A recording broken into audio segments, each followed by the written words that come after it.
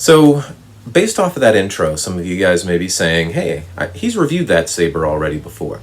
So, just to cover that, yes, I have. This saber right here is the Copper Obsidian carbon fiber saber from Bendu Armory, and it's a really nice saber. This is equipped with a CFX, or Crystal Focus 10 board.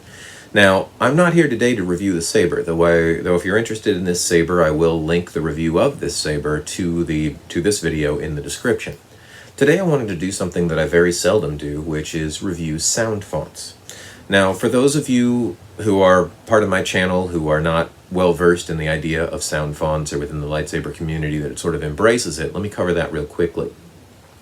A lot of sabers that you get have fonts or sound fonts, or the sounds that they make, the VWAM sounds, built into the saber.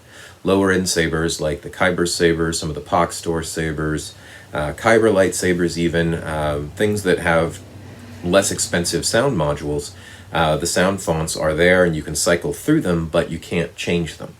Other sabers that run like Crystal Focus boards, or the Diadium boards, or Golden Harvest, or Profi, or even Obsidian from Ultra Sabers, boards like that have the ability to upload your own fonts so that the saber gets that personal touch. And you can upload goofy stuff. There's a Tinkerbell font and a cat font, or you can upload stuff that's themed to your saber. For instance, a Darth Nihilus saber right here. You want a Darth Nihilus font for that so that it sounds like the saber's supposed to sound.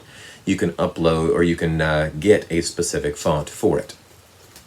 All right, now saber fonts, some of them are free and hanging around on the internet, others of them are defaults with boards, and others you have to pay for as premium content.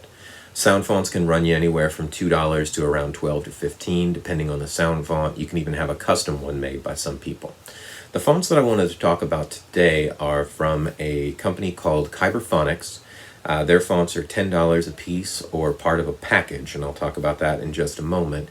But the reason that I wanted to discuss sound fonts today is that Kyberphonics has recently come out with some sound fonts that are very rare and hard to come by.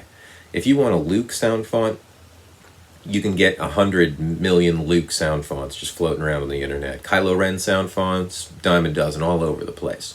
But specific sound fonts for more fringe characters are a little bit harder to get. And if you've followed my channel for a while, you'll know that I have a penchant for these sort of expanded universe characters like Revan and Nihilus and things like that. And so Kyberphonics recently came out with an Old Republic pack.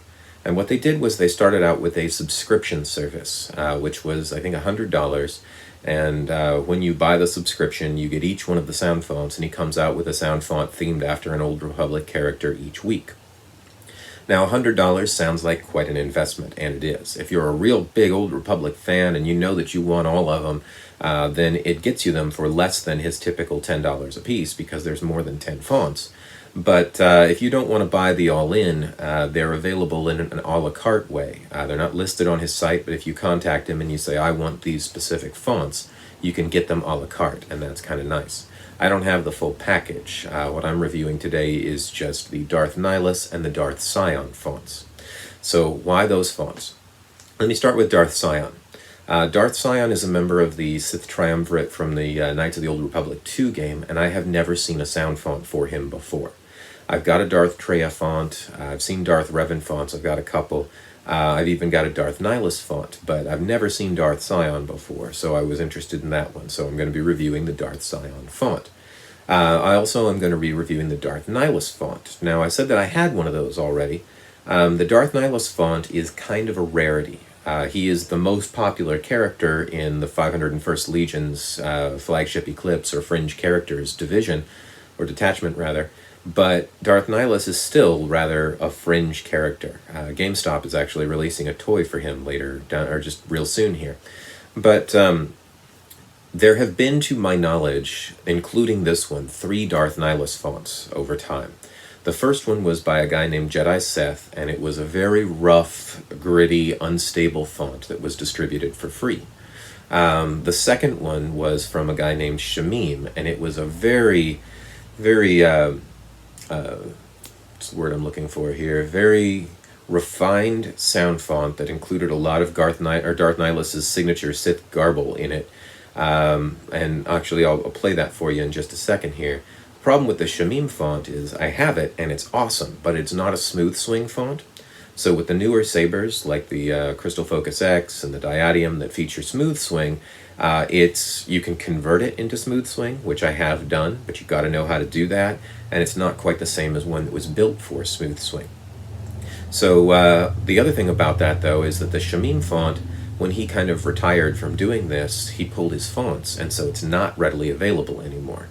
You got to hunt the dark corners of the internet to see if you can find one, or you got to try to figure out how to contact an elusive individual to see whether or not you can get him to sell it to you.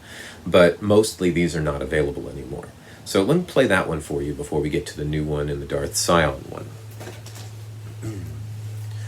Okay, this is the Shamim font. Okay, there's a boot up.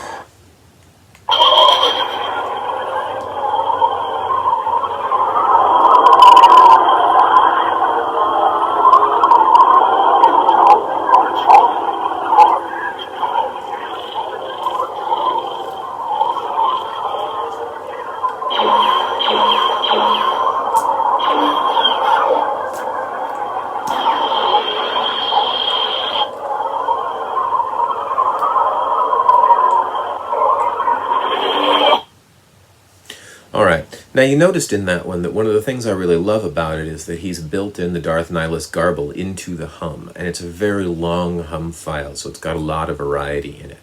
The smooth swing that I put on this was a very subtle smooth swing that was actually a hum track from an unstable saber that I used as a smooth swing file on this. So very subtle smooth swing and a lot of Darth Nihilus garble in there. What Kyberphonics has done is taken that Darth Nihilus garble and made that more subtle so that it sounds more like a traditional lightsaber and does a lot less talking. And it's made the smooth swing file a lot more aggressive and unstable than the subtle one that I had on there. So let me play that for you real quick. I've waited years to see the last of the Jedi fall before me. Okay, that's the Darth Sion. I'll get to that momentarily. Sound bank selection. I came to Audio player. SD system men. Exit men. night. Crystal focus. Nebula. Granny. Lost. Revolve. Shut. The old shut. Youngling. This is General Kenobi. There we go.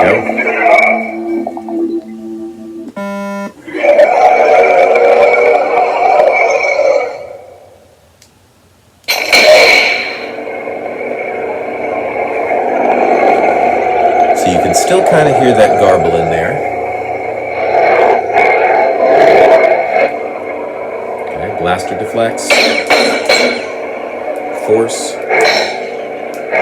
Let me see if I can trigger force here.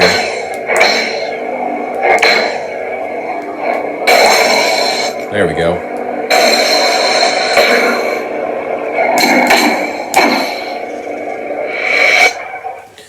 Alright, so you notice it's a much more lightsabery sound with the hints of that Nihilus in there.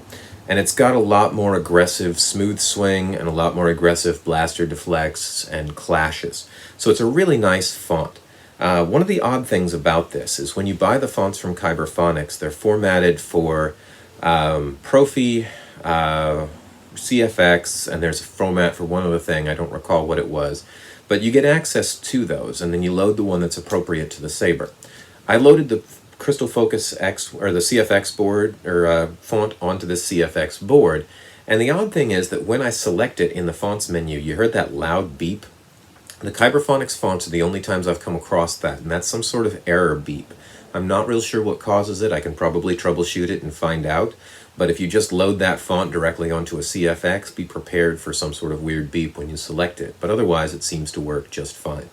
So the Kyberphonics Nihilus is the only Nihilus font that is readily available right now, which all by itself gives it an edge for those of you looking for something to fit something like a Darth Nihilus saber.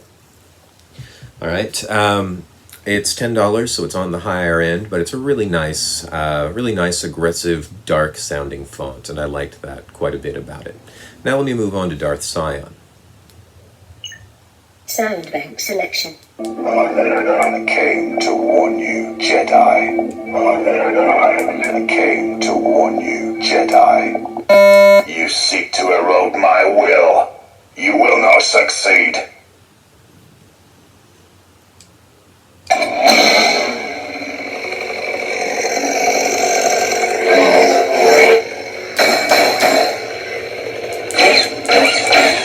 Spectrum. Oh, Blade profile.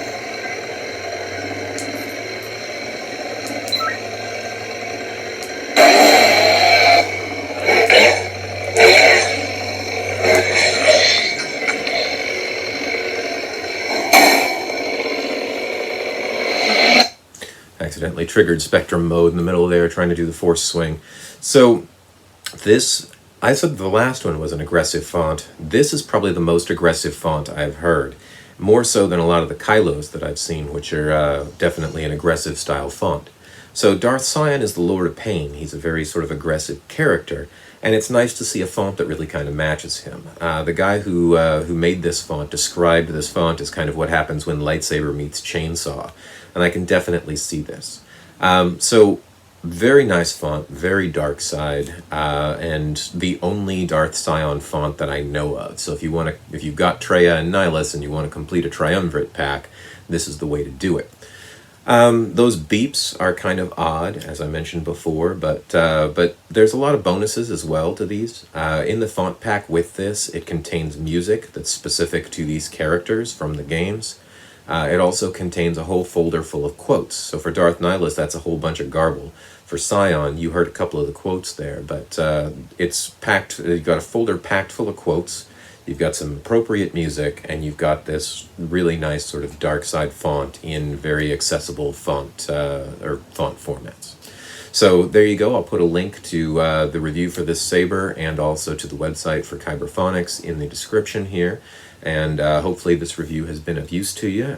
If you're a Darth Nihilus or a Darth Sion cosplayer, I'm sure it has. And I'll see you next time.